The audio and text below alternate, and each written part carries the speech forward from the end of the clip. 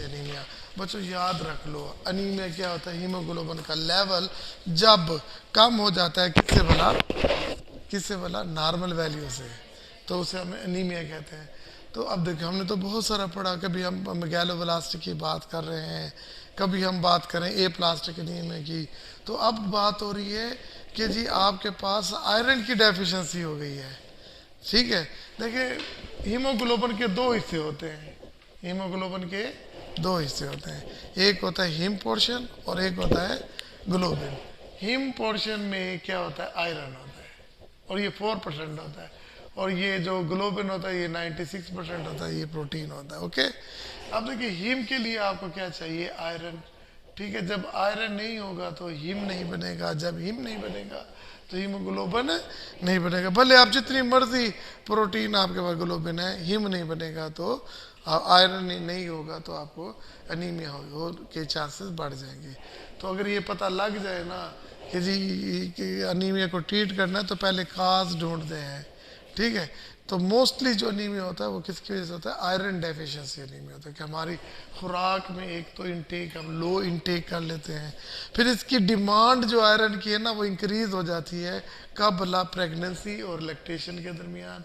ठीक है, और ग्रोइंग एज में आयरन की डेफिशिएंसी से एनीमिया हो जाता है। प्रेगनेंसी, लैक्टेशन, इसकी इनमें भी डिमांड इंक्रीज हो जाती है, और फीमेल जो है वो नॉर्मल आयरन ले रही है तो उसे क्या हो जाएगा, अनीमिक हो जाएगा। तो यही तो वजह होता है कि फीमेल ज़्यादा अनीमिक होती हैं। ठीक है ना, ड्यूरिंग प्रेगनेंसी एंड लैक्टेशन। अगर प्रेगनेंसी लैक्टेशन की बात नहीं भी करते तो एक नेचुरल फिनोमेना है उनका मैस्चुरेशन।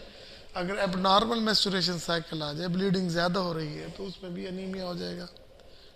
तो ये याद रखिएगा, जब भी ब्लड लॉस होगा तो उसमें जो अनीमिया होगा तो वो आयरन डेफिशिएंसी अनीमिया होगा। ओके, मेरी बात समझ आ गई ना। तो फिर वही बताया था सर, पहले तो हमने इंट्रोडक्शन किया, फिर हमने उसकी जो है ना काजेज लिखे। ठीक है, फिर हमने सिम्टम्स लिखे और फिर ट्रीटमेंट लिखा। इंट्रोडक्शन क्या किया कि anaemia due to the deficiency of the iron is known as iron deficiency anaemia, ये इंट्रोडक्शन है। और फिर हमने क्या बताया, इसका काजेज में क्या बताया, आपने लो इनटेक डाइट लिया जिसमें आयरन कम थी, आपने क्या किया, प्रेगनेंसी है, लैक्टेशन है, मेंस्ट्रुअल साइकिल है, इसमें क्या है तक कम लिया है। ठीक है ना, और अक्यूट क्रोनिक ब्लड लॉस, देखिए acute chronic blood loss, acute भी हो क्रोनिक भी हो।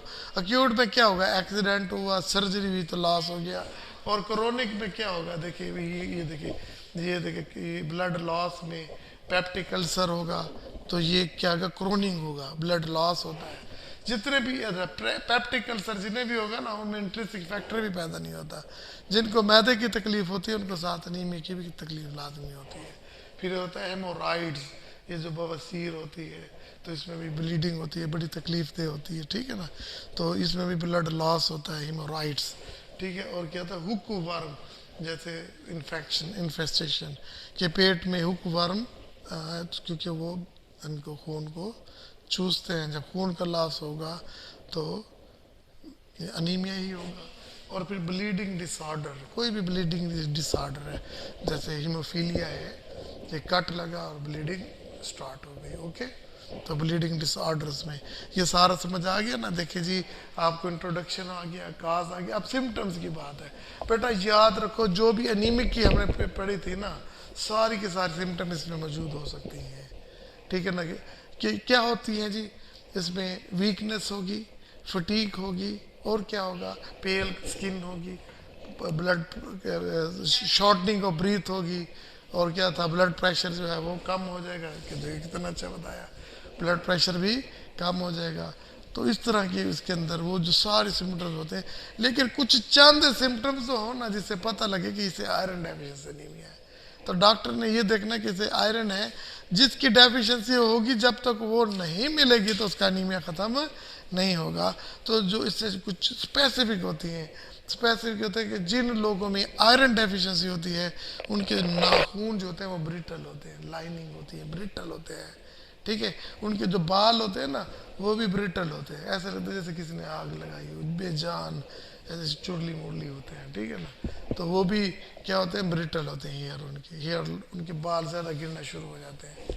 ठीक है, फिर उनका जो ये नाखून होता है ना, ये ऐसे अंदर घुसे होते हैं, ऐसे लगता है जैसे स्पून हो, स्पून शेप। स्पून कैसे होता है बेटा, देखो स्पून ऐसे होता है ना, ये अपना ऐसे ही होता है ना, ठीक है, तो अंदर से दबा होता है। तो ठीक है, नाखून भी, वरना हमारे नाखून तो ऐसे डोम शेप की तरह होंगे ना, लेकिन इनके नाखून इस तरह होंगे, अंदर दबे होंगे। ओके, किनारे उभरे होंगे, अंदर से दबे होंगे, तो इसे क्या कहते हैं, स्पून शेप नेल। ब्रिटल भी नेल, हेयर भी ब्रिटल, ये इनकी स्पेसिफिक है, वेट लॉस है, ये है कोलिस वजह। और इसकी जो एट्रोपी ऑफ टंग, यानी कि टंग भी स्मूथ हो जाएगी, एट्रोपी ग्लो, ये एंगुलर स्टोमाटाइटिस, यानी कि ये जो है ना यहाँ पे उसके लाइने, बच्चे देखते हैं ना सफ़ेद रंग के कट लगे होते हैं, एंगुलर स्टोमाटाइटिस। ओके, समझ आ गई ना, बहुत आसान है ये, इतनी आसान है। देखिए जी, आपने हेडिंग याद करनी है, काज है, आपने फिर क्या याद करना है, सिम्टम्स याद करना है, फिर ट्रीटमेंट करना है। अच्छा, आप बताएं मुझे कि अगर एक पेशेंट को आयरन डेफिशिएंसी एनीमिया हो गया तो आप क्या देंगे उसे? आयरन देंगे, ठीक है। तो हम उसे आयरन देंगे कि जो मार्केट में अवेलेबल है बहुत शुरू से, फेरस सल्फेट। तो ये तो पूरे डब्बे में होते थे, 10 रुपए की होते थे, 100 ऐसे गोले मिलती थी, अब पता नहीं कितनी मिलती, बहुत इकोनॉमिकल होती है। 600 milligram per day ferrous sulphate, इसके लिए ये टेबलेट्स होती हैं, फेरस सल्फेट। तो फीफॉल्बिट में भी आई थिंक यही होता है। और क्या, फिर अगर उसे टेबलेट के साथ नहीं है कि उसकी PH भी 7-8 है और कम है, तो उसे कहते हैं इसे पेरेंटल थेरेपी दे, पेरेंटल थेरेपी दे, उसे इंजेक्टेबल है। तो इंट्रामस्कुलर लगाते हैं, देखिए यहाँ निशान तक पड़ जाता है। तो वो क्या है जी, iron dextran, iron dextran 50 to 250 milligram per day, deep intramuscular, deep ऐसा बटक में लगाते हैं, अक्सर पेन करता है बहुत, और यहाँ बाजू पे लगा तो कई दिन ऐसे निशान रहता है। तो आयरन डेक्सट्रेन, पहला क्या दिया, फेरस सल्फेट, दूसरा क्या दिया, आयरन डेक्सट्रेन। और फेरस सल्फेट तो ओरली लेते हैं, तो और ये जो है कैसे लेते हैं, डीप इंट्रामस्कुलर, कौन सा वाला, आयरन डेक्सट्रेन, आयरन डेक्सट्रेन, क्लियर। और अगर वो कहता है कि हीमोग्लोबिन 5% से कम हो गया है, कितना हो गया है, हाँ देखिए, मतलब 5 ग्राम पर 100 ml है ना, है वैसे तो नॉर्मल कितनी है, 12 to 14 फीमेल में, और 14 to 16 ग्राम पर 100 ml। वो कहता है कि यहाँ उसने mg लिखा हुआ है, तो ये गलत बुक में लिखा हुआ है, बुक में भी mg लिखा है, तो यहाँ आपने ग्राम लिखना है, ठीक है। अगर 5 ग्राम पर 100 ml में वो कम हो जाए, तो इस सूरत में उसको ब्लड ट्रांसफ्यूजन देते हैं, तो क्या देते हैं, ब्लड ट्रांसफ्यूजन देते हैं। ये किस किस को याद हो गया, देखिए अगर आप इस तरह याद करेंगे ना, काज, इंट्रोडक्शन, काज, सिम्टम्स है, ट्रीटमेंट। देखिए अगर फिर मैं 2 मिनट में रिवायत करता हूँ, एनीमिया ड्यू टू डेफिशिएंसी, ठीक है ना। और काज क्या होता है, low intake, pregnancy, lactation, menstruation, blood loss in peptic ulcer, haemorrhoids, bleeding disorders, ठीक है ना, इसमें होता है। और क्या होता है जी, और हुकवर्म इन्फेस्टेशन हो गया, ठीक है ना। फिर सिम्टम्स में बिल्कुल जनरल वीकनेस, पेल कलर, ठीक है ना, फटीग है, शॉर्टनिंग ऑफ ब्रीथ है, ठीक है, इसके लिए। और इसके अलावा ये ब्रिटल नेल हेयर, और क्या होता है बेटा, स्पून शेप होता है, ठीक है ना। ट्रीटमेंट में 3 चीज़ें दी हैं, फेरस सल्फेट दिया है, कितने डोज दिए, 600 mg पर डे, और दे सकते हैं बहुत। हाइब्रिड फोलेट में भी तो आयरन ही है ना, तो वो तो देखिए बेटा ये आयरन टेबलेट है। अब यहाँ पे फार्माकोलॉजी पढ़ेंगे ना नेक्स्ट ईयर में, तो उसमें हर चीज़ पढ़ेंगे। तो ये तो मिसाल दे रहा है, सर तो और है, मुझे भी पता है, फेरस फ्यूमरेट है, फेरस फ्यूमरेट है, और एक फेरस सल्फेट है सिंगोबियान में, ठीक है। तो ये बहुत सारी होती है, लेकिन है सारी आयरन ही देती हैं, सिर्फ फ़र्क होता है उनके साइड इफ़ेक्ट का और फार्माकोकाइनेटिक का। इससे डायरिया हो जाता है फेरस सल्फेट से, लेकिन फेरस फ्यूमरेट से डायरिया कम होता है। फेरस फ्यूमरेट ज़्यादा आयरन देता है, ये कम देता है, ठीक है ना। तो फिर इस तरह फ़र्क है और कोई नहीं। आयरन डेक्सट्रेन दी है जी, ठीक है। आयरन डेक्सेलेट की डोज कितनी रखी है? 50 टू 250 मिलीग्राम पर के अपना पर डे। ओके। और इसके बाद आपने ब्लड ट्रांसफ्यूजन कब की है? जब 5 ग्राम परसेंटेज से क्या होना था? पर 100 ml ब्लड में से कम हो तो फिर ब्लड ट्रांसफ्यूजन यानी कि उस खून की बोतल लगाते हैं। ठीक है। तो ये आपके पास कौन सा हो गया? Iron deficiency anaemia. टॉपिक है, 2 टॉपिक रह गए हैं, sickle cell anaemia. Sickle cell, देखिए बात है, सीधी सी बात है कि ये बात कर रहे हैं सेल की है। जब एक लफ्ज कहेंगे ना सिकल सेल, तो ये सिकल सेल, ठीक है। तो फिर पहले सेल था, अब सिकल सेल था। मतलब पहले सेल की शेप इस तरह थी, रेड ब्लड सेल की, अब शेप इस तरह बन गई, धांतरी की तरह ऐसे। ठीक है ना? क्लियर हो गया बेटा? तो अब ये पहले तो ये बिल्कुल डम्बल्स की शक्ल का था, ओवल शेप का था, राउंड एम्बेडेड था। ठीक है ना? तो फिर उसे हमने रेड ब्लड सेल की शक्ल इस तरह की थी। फिर कुछ ऐसा हुआ किसी भी वजह से उसकी शक्ल जो है वो किसकी तरह बन गई? सिकल सेल की तरह से। अच्छा, कभी गोल चीज़ें इस तरह पड़ी हो तो उनको बड़े रहने में आसानी होगी ना। उनको चीज़ें इस तरह की उनको बिठाना, एडजस्ट करना, कमरे में रखना तो बड़ा मुश्किल हो जाएगा ना। तो ओके, तो इनके साथ भी कुछ ऐसा होगा। तो इसका ये देखिए सिकल सेल एनीमिया। ठीक है। तो इसे इसलिए सिकल सेल एनीमिया कहते हैं। जब माइक्रोस्कोप के अंदर देखते हैं तो आरबीसी किस शक्ल में नजर आते हैं? देखो जी, हीमोग्लोबिन तो कम होगा, अनीमिया तो है, लेकिन अनीमिया को सिकल सेल इसलिए कह दिया कि इसके अंदर जो सेल थे वो उसकी शक्ल किसकी तरह थे? धातरी की तरह थे, हैं, जैसे गंदम काटते हैं ना। तो सिकल सेल अनीमिया, इसलिए इसको सिकल सेल अनीमिया कहा गया। तो फिर ये तो इंट्रोडक्शन हो गया ना, इंट्रोडक्शन हो गया ना। तो उसकी नाम की बेस पे हमने उसे कह दी कि ये सिकल सेल अनीमिया है। फिर लो भाई, हमने और क्या करना है? आगे हमने क्या लिखना होता है? इसकी क्या सिम्टम्स? चलो इस इंट्रोडक्शन हो गया। काज क्या है? काज, ठीक है ना? यही था ना काज। तो बेटा काज इसकी कोई नहीं है, ये जेनेटिकली होती है। ये किसकी वजह से होती है? जेनेटिकली, इनहेरिटेंस, ये पेरेंट्स से ये शिफ्ट होती है। तो इसे कंजेंटियल कहते हैं। क्या कहते हैं? हाँ। तो इसमें कोई किसी का कोई इन्वॉल्वमेंट, कोई फूड शूड का कोई असर नहीं होता, कंजेंटियल डिजीज होती है। ओके। अच्छा, फिर इसके बाद हमने कहा लिया सिम्टम्स होंगे। बेटा याद रखना इसके अंदर सिम्टम्स क्या होंगे? क्योंकि ये जो चेस्ट है ना है, तो यहाँ पर क्या होगा? बर्डन होगा। ठीक है, क्या होगा? बर्डन, चेस्ट और फीवर होगा।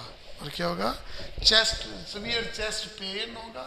चेस्ट पेन होगा। कहाँ पे बोला? चेस्ट में पेन होगा। ओके। अच्छा, यहाँ पर होगा तो क्या होगा? एडीमा होगा। हाथ और पाँव में, हैंड, हाथों पर भी और फुट पर भी क्या होगा बेटा? एडीमा होगा। ठीक है। हेमोचूरिया क्या होगा? हेमोचूरिया क्या मतलब है? कि यूरिन में क्या होगा मेरे बच्चे? यूरिन में ब्लड आएगा, यूरिन में ब्लड होगा। जब इतनी बातें होंगी तो उसको फीवर भी होगा, ओके। तो ये चीज़ें हैं। कफ, बाकी जब मर्जी लगा लो, कफ होगा, जो मर्जी इसके साथ प्रॉब्लम होगी, लेकिन जो मेन सिम्टम्स है वो यही होंगे। देखो कितनी आसानी से बता दिया कि भाई सिकल सेल है तो क्या होगा? Tightness in the chest, pain. फिर क्या होगा? कि अपना oedema in the hand and foot होगा। ठीक है। और क्या होगा? Red spots on the body होंगे। और क्या होगा? हेमोचूरिया, और यूरिन में ब्लड होगा। और दूसरा क्या होगा? उसे फीवर भी होगा। इसके लिए समझ आ गई कि नहीं आ गई? या नहीं आई तो बता दो। ठीक है। फिर देखो काज भी हो गया, सिम्टम्स भी हो गए, तो नेक्स्ट क्या होगा? ट्रीटमेंट। क्या होगा? ट्रीटमेंट। ज़ाहिर कंजेंटियल है। क्या है? कंजेंटियल है, तो रेगुलर उसे ब्लड ट्रांसफ्यूजन होती रहेगी, ब्लड ट्रांसफ्यूजन होती रहेगी। ठीक है ना? एडिशन उसे फोलिक एसिड भी दे देंगे। चलें भाई, इसे फोलिक एसिड भी दे देते हैं। और इसमें देखो क्या लगा हुआ है? एंटीबायोटिक है, स्टीरॉइड है। एंटीबायोटिक है क्योंकि हमने टेम्परेचर का कहा था, एंटीबायोटिक दे देंगे उसे। ठीक है ना? तो ये है जिसकी कसर है। बस बस यही है, बस आपने बस यही लिख देना है कि जी आपको ये चीज़ें लिखनी है। लेकिन आपने बुक को थारोली इसलिए पढ़ा ना कि इनमें कोई ना कोई एक आध लफ्ज़ तो ऐसा होगा जो एमसीक्यूज बन के आ सकता है।